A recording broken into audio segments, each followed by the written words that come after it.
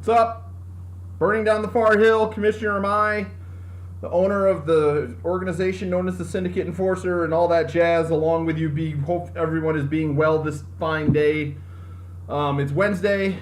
It's not Tuesday. Had a sick daughter yesterday, so she was home with me all day. So that left me no time to get these recordings done without any interference.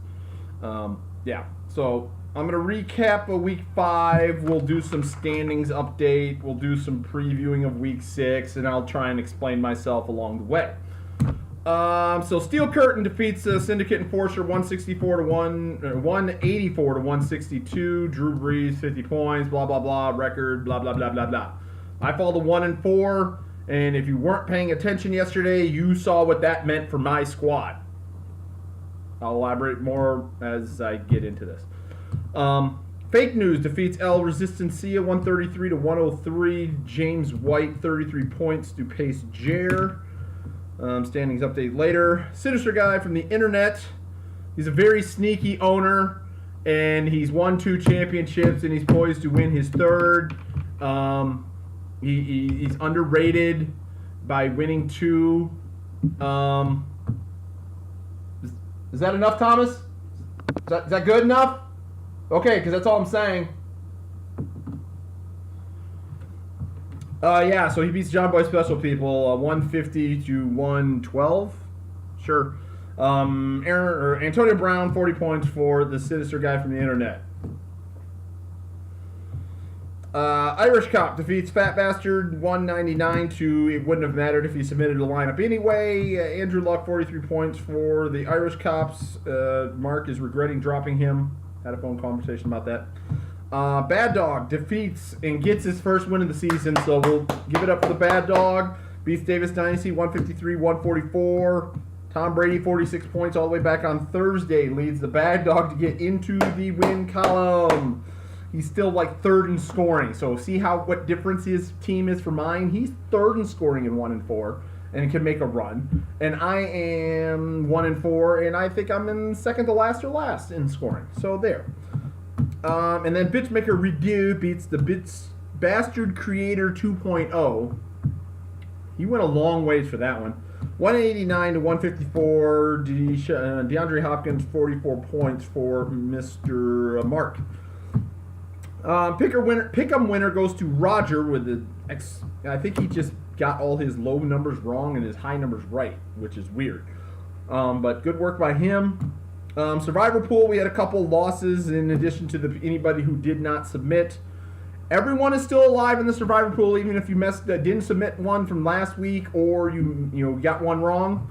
Everyone's still alive. You can get back in. It's double elimination. This will be the final time, so if you don't going to get in. I think we had like 7 or 8 of, I think it was 8. I think 8 members of the league actually participated last year in the Survivor Pool.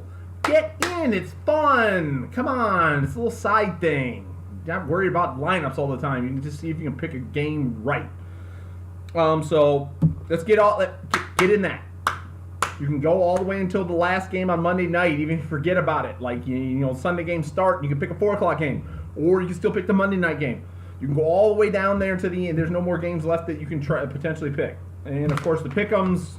I tell you to get in that every week, but evidently most people don't like the opportunity to get win $1 towards their balance. Weird. So there's my soapbox for that. So looking at our standings, we're going to go to the Homeboys division first, where Roger is in control, 4-1.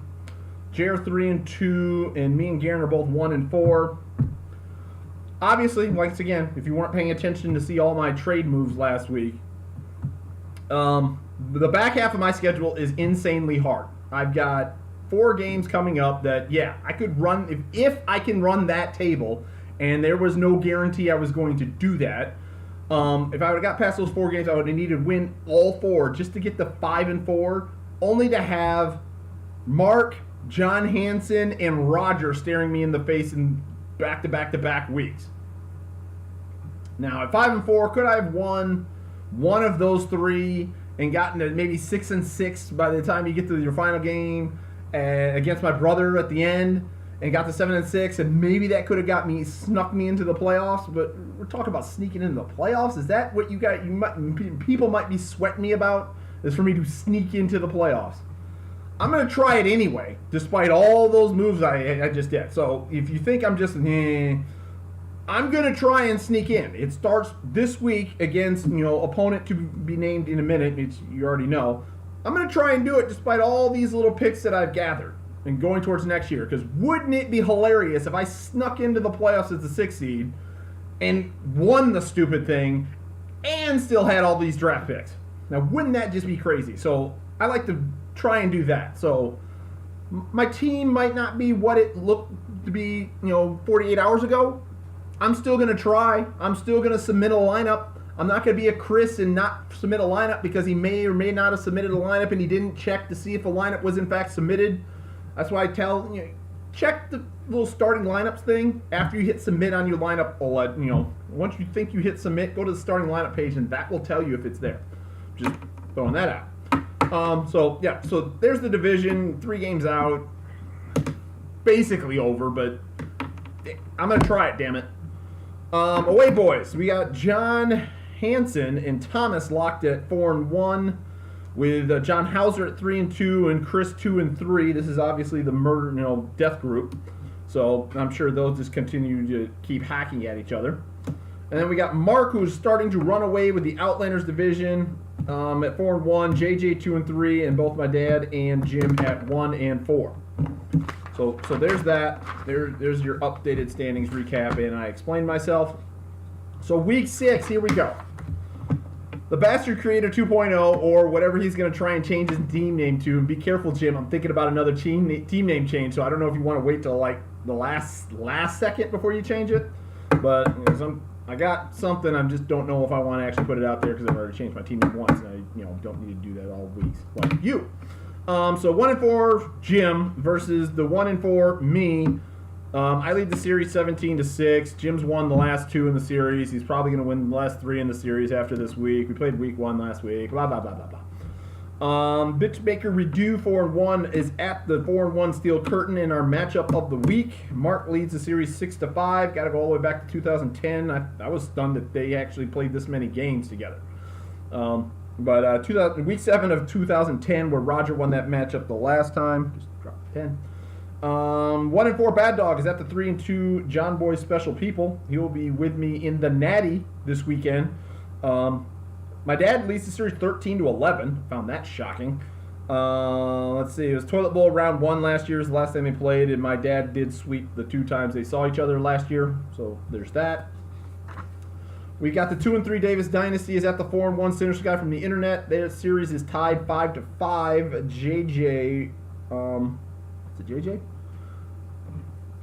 That was Thomas won in last time because I think they played in the first round of the playoffs last year. 2-3 Fat Bastard is at the 3-2 Fake News. Jared leads the series 13-10. Found that interesting. And week 8 last year was the last time they played, where Chris won. And last but not least, we have the 4-1 Irish Coppers at the 1-4 El Resistencia. Now, this was a matchup that had to go back a little ways. The series is tied 1-1.